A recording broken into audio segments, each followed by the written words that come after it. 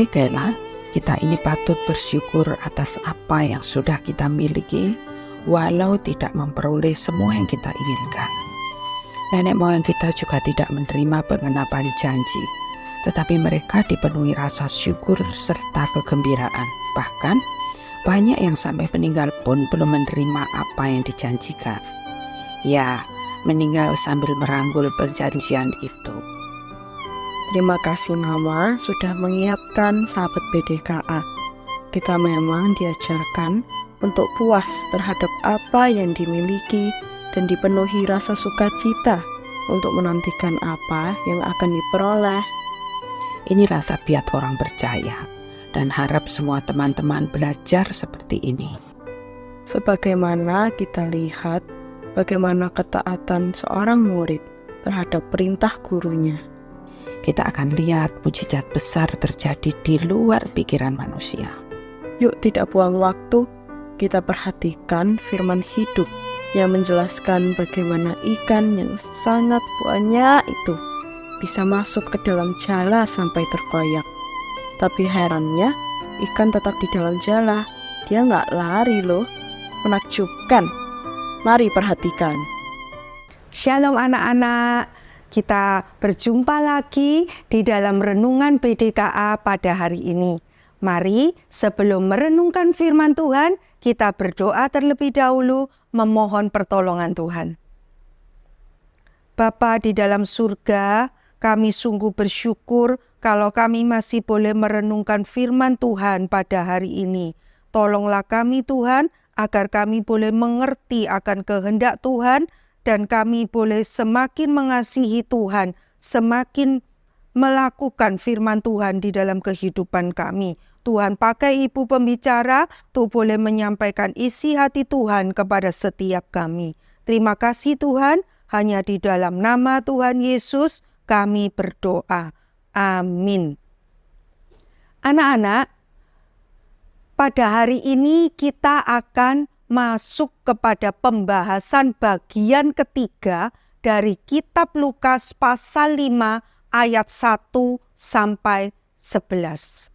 Namun sebelum masuk ke bagian ketiga, Ibu akan membahas dengan cepat bagian 1 dan keduanya supaya kita lebih bisa mendapatkan secara utuh apa yang Tuhan ingin sampaikan kepada orang-orang pada zaman itu dan juga kepada kita pada saat ini. Pada bagian pertama diceritakan Tuhan Yesus mengajar orang banyak dengan firman Tuhan. Anak-anak, di sini kita bisa melihat bahwa firman Tuhan itu adalah hal yang terutama dan yang terpenting dalam hidup manusia. Seperti yang dikatakan dalam kitab Roma pasal 10 ayat 17 bahwa iman timbul dari pendengaran oleh firman Kristus. Ketika Tuhan Yesus menyampaikan firman Tuhan, Tuhan Yesus juga memakai sarana ciptaannya yaitu air supaya firman ini dapat didengar dengan lebih jelas oleh orang banyak itu. Selain itu kita bisa melihat bagaimana Tuhan Yesus menunjukkan otoritasnya dengan memerintahkan Simon untuk mendorong perahunya sedikit lebih jauh dari pantai dan menjadikan perahu tersebut sebagai tempat duduk ketika Tuhan Yesus mengajar firman Tuhan kepada orang banyak. Mari kita masuk bagian kedua yang menceritakan bahwa setelah Tuhan Yesus mengajarkan firman Tuhan kepada orang banyak, kembali Tuhan Yesus menunjukkan otoritasnya dengan memerintahkan Simon untuk membawa perahunya ini ke tempat yang dalam dan menangkap ikan. Anak-anak, perintah Tuhan Yesus ini sepertinya agak aneh. Karena apa? Karena Tuhan Yesus memerintahkan Simon untuk menjala ikan pada siang hari. Penangkap ikan itu tidak mungkin pergi menangkap ikan pada siang hari. Apalagi pada waktu itu Simon dan teman-temannya sudah bekerja semalaman tetapi tidak menangkap satu ekor ikan pun.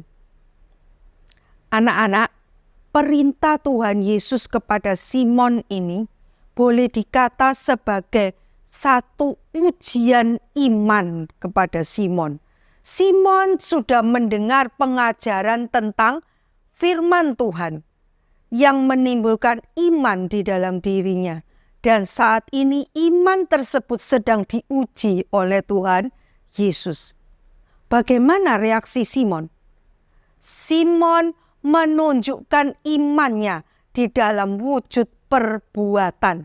Simon mentaati perintah Tuhan Yesus. Dia membawa perahunya itu ke tempat yang dalam dan dia menangkap ikan di sana. Jadi kita bisa melihat juga bahwa iman seorang anak Tuhan itu bisa dilihat dengan nyata dari ketaatannya akan firman Tuhan. Mari kita masuk kepada pembahasan bagian ketiga, yaitu kitab Lukas pasal 5 ayat 6 sampai 7 mengenai hasil ketaatan Simon. Apa hasilnya? Mereka menangkap ikan yang sangat banyak sampai jala mereka mulai koyak. Dan Simon pun memanggil teman-temannya dari perahu yang lain untuk membantu. Teman-temannya pun datang untuk membantu Simon. Mereka mengisi kedua perahu mereka sampai penuh dengan ikan, sampai hampir tenggelam. Wah, anak-anak, ternyata hasil ketaatan Simon adalah mereka mendapatkan berkat yang sangat banyak dari Tuhan Yesus.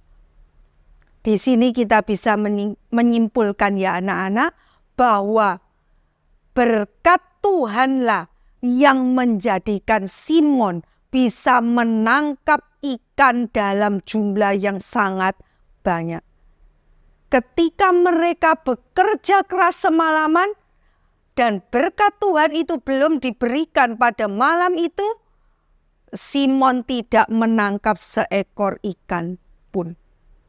Jadi sekali lagi ibu ulang, berkat Tuhanlah yang menjadikan Simon bisa menangkap ikan dalam jumlah banyak, bukan atas kerja keras Simon. Anak-anak, Tuhan Yesus adalah pencipta atas alam semesta ini. Dan dia berotoritas atas segala ciptaannya. Dia bisa memerintahkan ikan-ikan ini untuk masuk ke jala Simon walaupun pada siang hari. Anak-anak, berkat Tuhan inilah atau pemberian Tuhan inilah yang bisa membawa umat Tuhan untuk mengecap atau merasakan kebaikan Tuhan, kasih karunia Tuhan. Yang menjadi pertanyaan sekarang, bagaimana kalau anak Tuhan mengalami musibah, mengalami bencana, mengalami kedukaan? Apakah itu merupakan berkat Tuhan pula?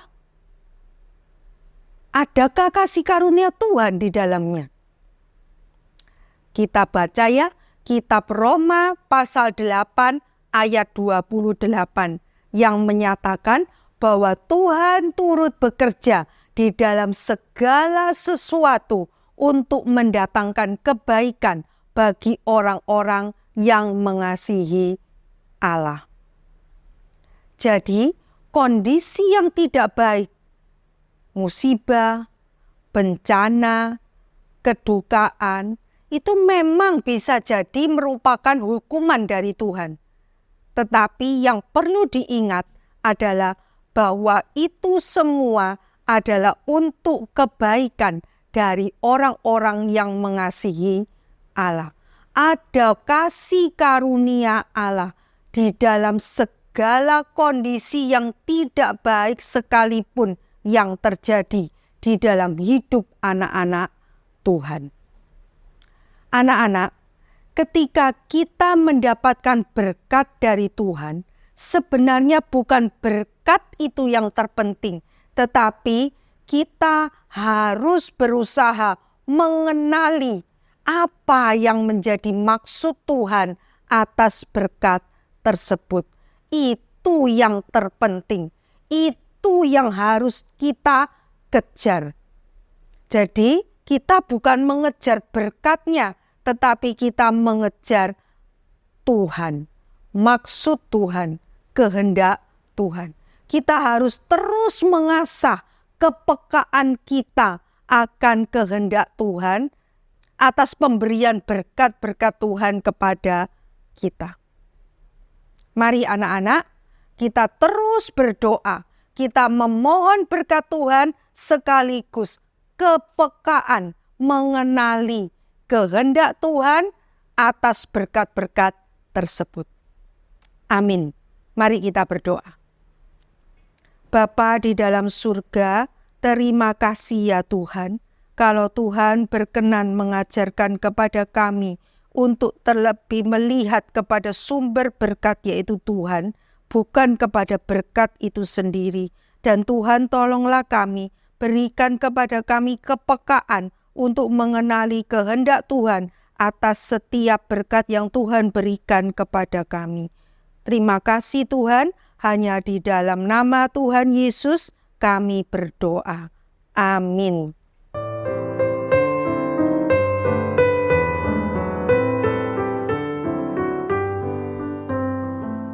Maukah anak-anak seperti murid-murid itu yang matanya tertuju pada perkataan Kristus? Ini berarti mereka mengandalkan firman hidup. Tapi izinkan Keila mengajukan pertanyaan. Silakan. Dalam kehidupan kita sehari-hari, banyak orang menghadapi musibah. Misalnya bencana alam, pembunuhan, perampokan, atau sakit dan kematian. Apakah mereka itu tetap mendapat kasih karunia Allah atau berada di bawah hukumannya? Pertanyaan yang sulit dijawab. Namun bagi orang yang mengandalkan firman-Nya, akan dengan yakin bahwa semua penderitaan yang diizinkan Tuhan adalah bukti bahwa Allah mengasihi kita. Sehingga cepat atau lambat pada waktunya akan mengalami kemenangan. Tapi kadang-kadang penderitaan itu bisa merupakan hukuman Tuhan atas dosa umatnya ya Ma. Terpujilah Tuhan karena ada penghukuman. Hal ini membuktikan bahwa Allah itu Maha Kasih. Amin. Kita terus belajar dari Lukas 5 ayat 8 sampai 10. Sola Scriptura.